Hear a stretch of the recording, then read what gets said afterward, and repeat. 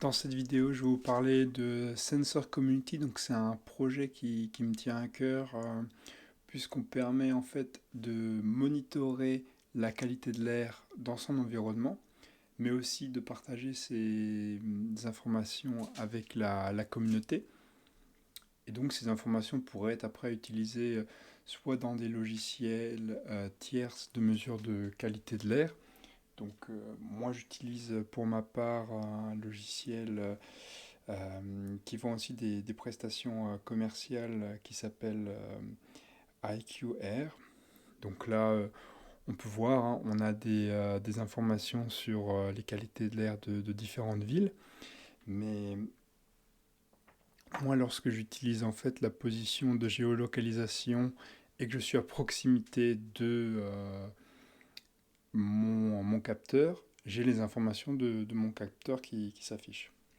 Donc ce qui est intéressant en fait, c'est de croiser davantage d'informations pour avoir des relevés de plus en plus pertinents, puisque c'est pas forcément des capteurs que nous allons utiliser qui sont étalonnés, puisque voilà, c'est des capteurs, des fois, je veux dire, c'est un peu du bricolage à certains niveaux.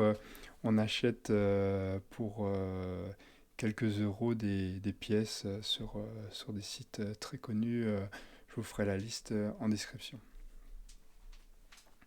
Donc ici, on peut voir la carte avec différents points qui correspondent en fait à des capteurs qui sont présents dans les environs.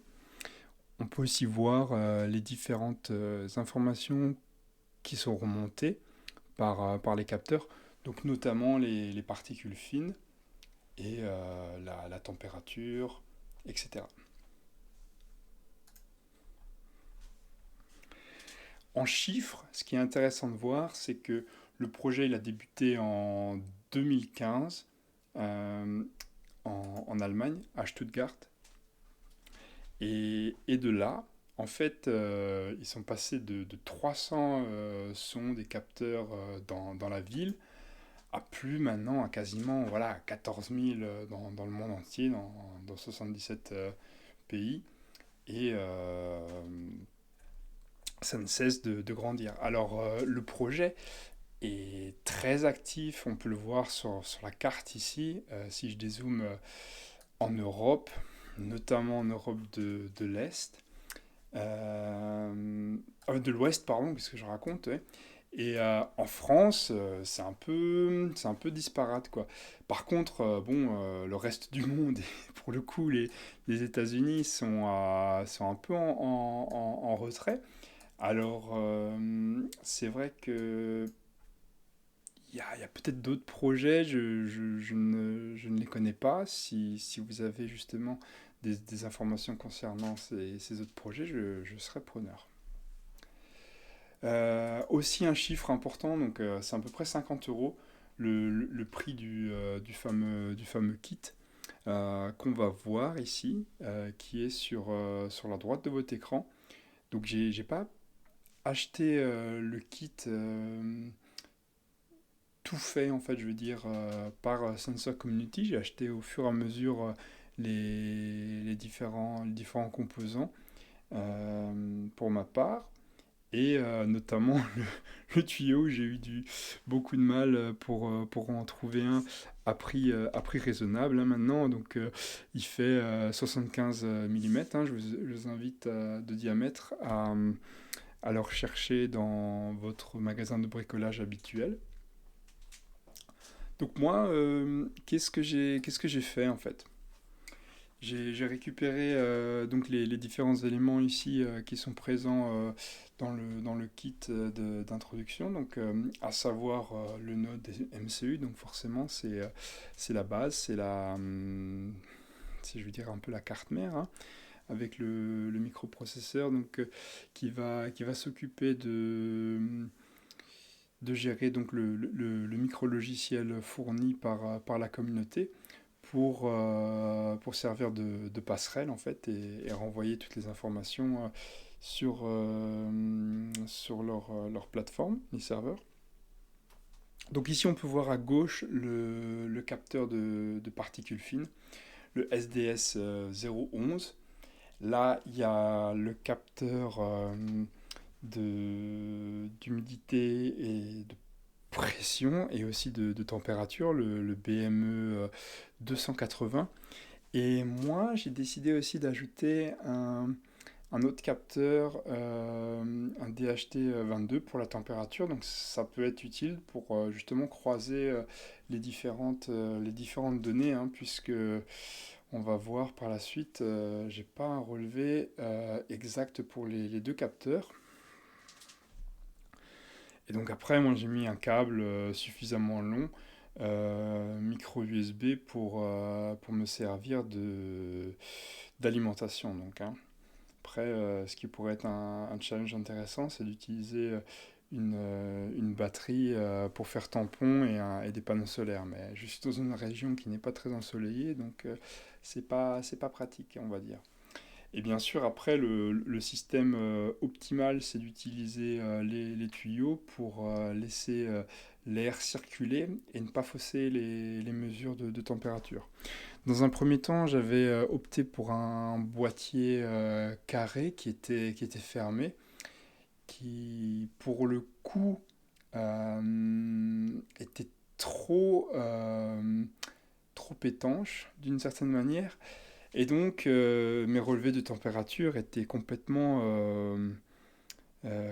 faussés en fait, hein. J'avais vraiment des relevés qui étaient beaucoup plus élevés que la température à l'ombre en extérieur. Donc c'est pour ça que je suis revenu justement aux recommandations de Sensor Community. Donc vous pouvez suivre par la suite les différentes étapes.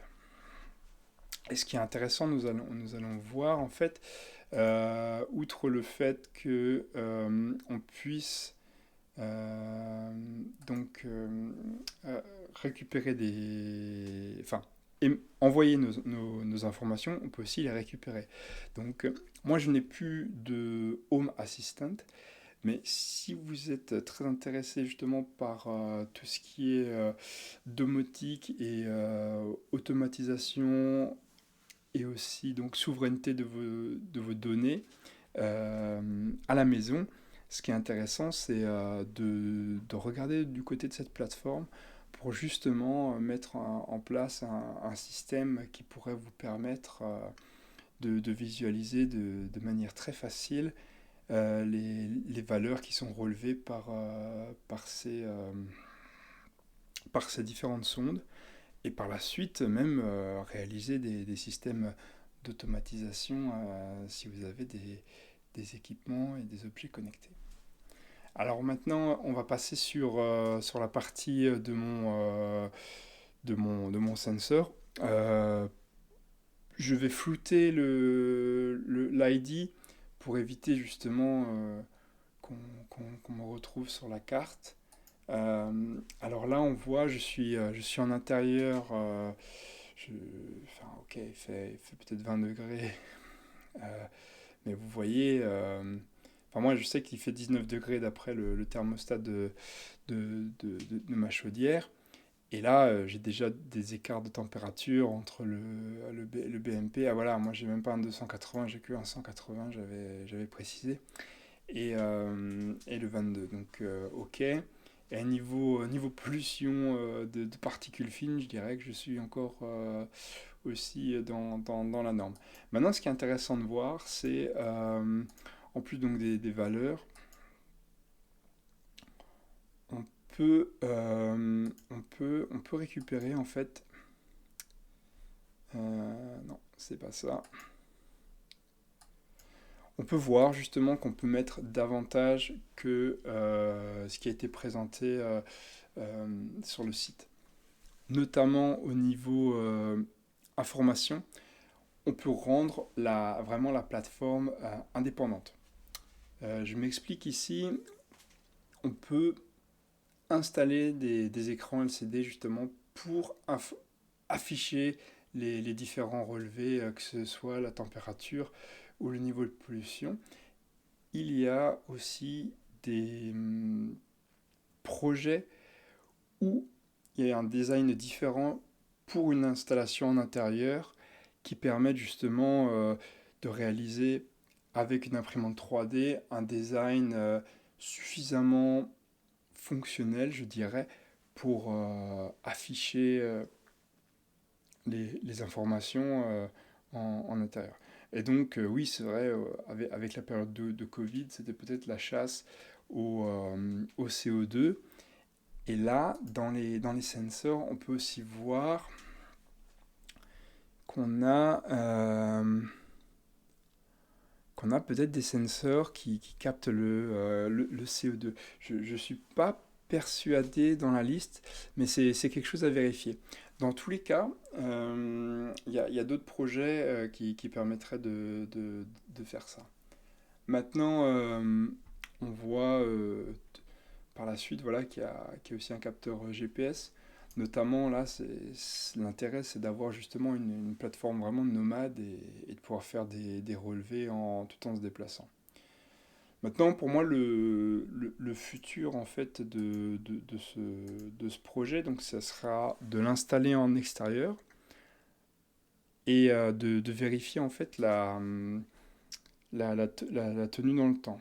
Parce que je sais, et d'après les fiches techniques, les différents composants semblent quand même tenir des variations de température importantes. Je qualifierais par exemple de 40 degrés à moins 10, je dis pas de bêtises, sur certains composants, même en delà. Maintenant, est-ce que ce type de design ne va pas me poser problème avec l'humidité ou voilà, réaliser des courts-circuits. Donc je pense encore utiliser un peu de pistolet à colle pour justement rendre un peu plus tropical ou tropicaliser l'installation et la faire tenir dehors par des températures très faibles ou de fortes pluies. Donc ça sera une étape. Et la prochaine, ce serait de voir justement pour réaliser un capteur pour le bruit. Maintenant, c'est vrai que 90 euros pour cela, pour moi, c'est assez onéreux pour le projet pour le moment. Mais dites-moi ce que vous en pensez. Si vous êtes déjà en train de participer au projet et